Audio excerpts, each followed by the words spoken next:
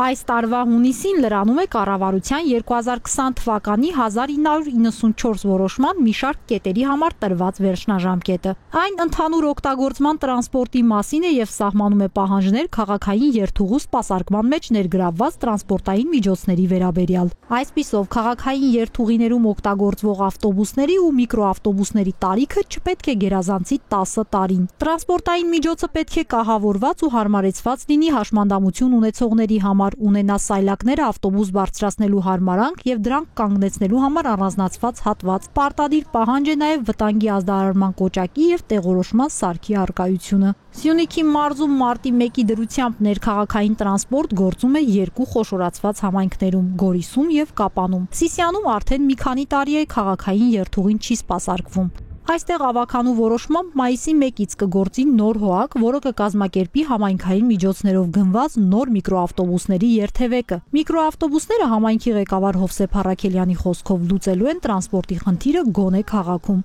Առայժմ քաղաքի ներսում թվով 4 միկրոավտոբուս են լինելու, էլեկտրական եմ ես ցանկացել,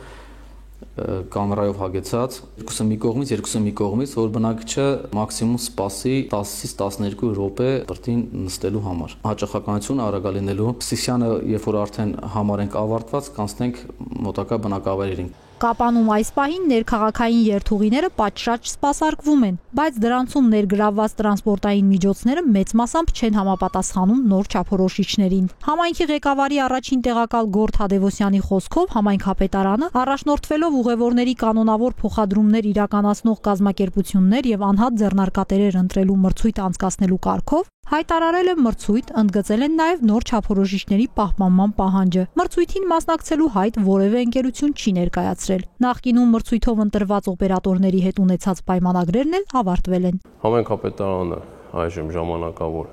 պայմանագրեր է կնքել տվյալ օպերատորների հետ, տվյալ երթուղիները սպասարկելու համար եւ նախաձեռնում ենք նոր ավտոբուսներ ձեռք բերել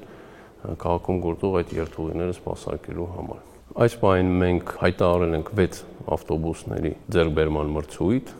եւ նաեւ նախատեսում ենք ձեռք բերել նաեւ շուրջ 9 միկրոավտոբուսներ եւ կարծում ենք, որ առայժմ դրանք բավարար կլինեն Կապան քաղաքի երթուղիները սպասարկելու համար։ Գորիսում քաղաքային տրանսպորտ առկա է, ավտոբուսներն ու միկրոավտոբուսները սակայն մեծ մասամբ չունեն նոր պահանջներով սահմանված հարմարանքներն ու սարքավորումները։ Համայնքը օրենքով նախատեսված կարգով մրցույթներ կհայտարարի, եթե կլինեն ընկերություններ, որոնք որ կմասնակցեն եւ պատրաստ կլինեն օրենքի պահանջին համապատասխան ծառայություններ մատուցել որակյալ, իրենք արդեն կընտրվեն։ Իսկ եթե որևէ ընկերություն չգտնվի, որը կմասնակցի մրցույթին, բնականաբար արդեն համայնքը համապատասխան միջոցառումները պետք է ձեռնարկի։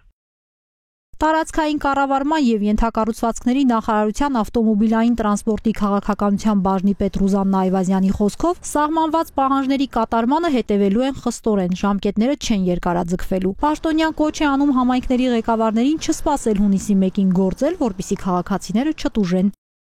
Մենք այնքան իրավասությունները շատացրել ենք համայնքի, մենակ ինքը մրցույթ չպետք է հայտարարի։ Ինքը կարող է տրանսպորտային միջոցներ ձեռք բերի, սուբվենցիոն ծրագրեր են գործում համայնքների համար։ Ինքը կարող է դիմել պետությանը, ձեռք բերել տրանսպորտային միջոցներ, 1 կամ 2 տրանսպորտային միջոցներ, ստեղծել համայնքային կազմակերպություն 100%-անոց։ Եվ այդ համայնքային կազմակերպության միջոցով կազմակերպել իր համայնքի տրանսպորտային սպասարկումը։ Սյունիքում հատուկ վերաբերմունք կա տրանսպորտի նկատմամբ Գորիս եւ Կապան խոշորացված համայնքներում սահմանամերձ գյուղերը սպասարկող ավտոբուսներով երթևեկն անվճար է եւ ամենօրյա։